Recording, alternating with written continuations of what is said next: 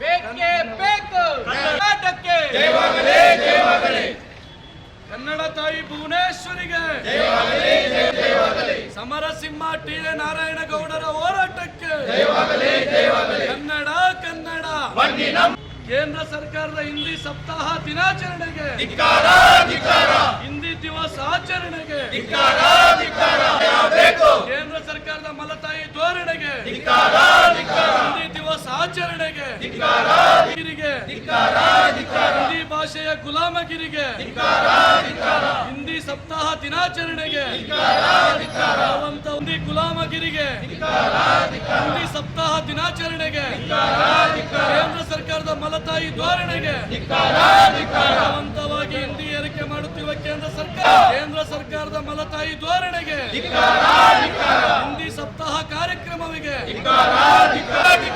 ಕೇಂದ್ರ ಸರ್ಕಾರದ ಮಲತಾಯಿ ಧೋರಣೆಗೆ ಹಿಂದಿ ಭಾಷೆಯ ಗುಲಾಮಗಿರಿಗೆ ಹಿಂದಿ ಭಾಷೆಯ ಏರಿಯೋ ಅಯ್ಯಯ್ಯೋ ಬೇಕೇ ಬೇಕು ಬೇಕೇ ಬೇಕು ಕನ್ನಡ ಮನೆಗೊಬ್ಬ ಒಬ್ಬವ್ವ ಕೇಂದ್ರ ಸರ್ಕಾರದ ಮಲತಾಯಿ ಧೋರಣೆಗೆ ಹಿಂದಿ ಭಾಷೆಯ ಸಪ್ತಾಹ ಕಾರ್ಯಕ್ರಮವಿಗೆ ಅಯ್ಯಯ್ಯೋ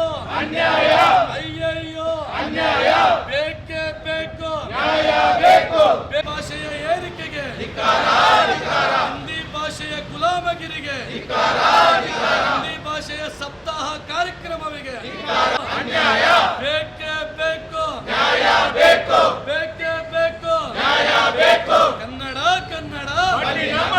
ಕರ್ನಾಟಕ ರಕ್ಷಣಾ ವೇದಿಕೆ ವತಿಯಿಂದ ಇಡೀ ರಾಜ್ಯಾದ್ಯಂತ ನಾರಾಯಣಗೌಡರ ನಾಯಕತ್ವದಲ್ಲಿ ಪ್ರತಿ ಜಿಲ್ಲೆಗಳಲ್ಲೂ ಸಹ ಏನು ಕೇಂದ್ರ ಸರ್ಕಾರ ಪ್ರತಿ ವರ್ಷದಂತೆ ಸೆಪ್ಟೆಂಬರ್ 14ನೇ ತಾರೀಕು ಒತ್ತಾಯಪೂರ್ವಕವಾಗಿ ದಕ್ಷಿಣ ಭಾರತದ ರಾಜ್ಯಗಳಲ್ಲಿ ಒತ್ತಾಯಪೂರ್ವಕವಾಗಿ ಹಿಂದಿ ದಿವಸ ಅಂತೇಳಿ ಕಾರ್ಯಕ್ರಮವನ್ನು ಮಾಡ್ತಾರೆ. ಕನ್ನಡಿಗರ ತೆರಿಗೆ ಹಣದಲ್ಲಿ ಒಂದು ಭಾಷೆಯನ್ನು ಮೆರೆಸ್ತಕ್ಕಂಥದ್ದು, ಒಂದು ಭಾಷೆಯನ್ನು ವಿಜೃಂಭಣೆಯಿಂದ ಇಡೀ ರಾಷ್ಟ್ರದಲ್ಲಿ ಮೆರೆಸ್ತಕ್ಕಂಥದ್ದು ಏನು ನಡೀತಾ ಇದೆ ಕೇಂದ್ರ ಸರ್ಕಾರ, ಅದನ್ನು ವಿರೋಧಿಸಿ ಕರ್ನಾಟಕ ರಕ್ಷಣಾ ವೇದಿಕೆ ಕಳೆದ 25 ವರ್ಷಗಳಿಂದಲೂ ಸಹ ಹೋರಾಟವನ್ನು ಮಾಡ್ಕೊಂಡು ಬರ್ತಾಯಿದ್ವಿ. ಕೆಲವೊಂದು ಕಡೆ ಆಚರಣೆ ಮಾಡ್ತಾಯಿದ್ವು, ಅಲ್ಲಿ ಪ್ರತಿಭಟನೆಗಳು ಆಯಿತು.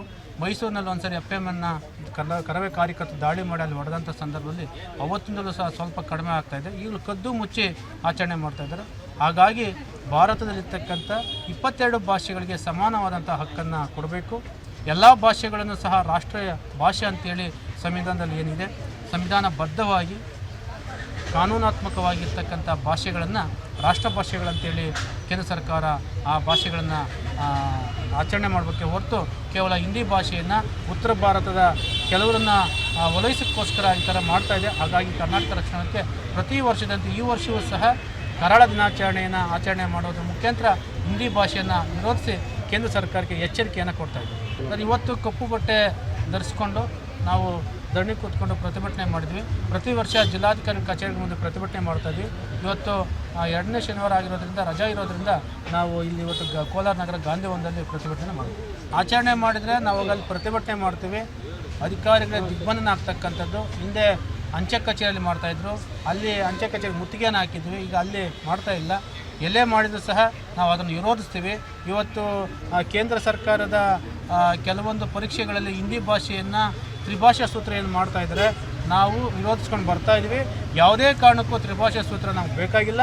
ನಮಗೆ ಕನ್ನಡ ಮತ್ತು ಇಂಗ್ಲೀಷ್ ಭಾಷೆಯನ್ನು ಮಾತ್ರ ಬೇಕಾಗಿದೆ. ನೀವು ತ್ರಿಭಾಷಾ ಸೂತ್ರ ತರೋದಾದರೆ ನಮ್ಮ ಕನ್ನಡ ಭಾಷೆಯನ್ನು ಉತ್ತರ ಭಾರತದಲ್ಲೂ ಸಹ ಅಲ್ಲಿ ಸಹ ನಾವು ಪ್ರಶ್ನೆ ಪತ್ರಿಕೆಗಳಲ್ಲಿ ಕೊಡಲಿ, ಎಲ್ಲ ಭಾಷೆಗಳು ಸಮಾನವಾದಂಥ ಹಕ್ಕನ್ನು ಕೊಡಲಿ, ಅವ ನಾವು ಒಪ್ಕೊಳ್ತೀವಿ. ಇಲ್ಲ ಅನ್ನೋದಾದರೆ ಕರ್ನಾಟಕ ರಕ್ಷಣಾ ವೇದಿಕೆ ನಾವು ವಿರೋಧಿಸ್ತೀವಿ.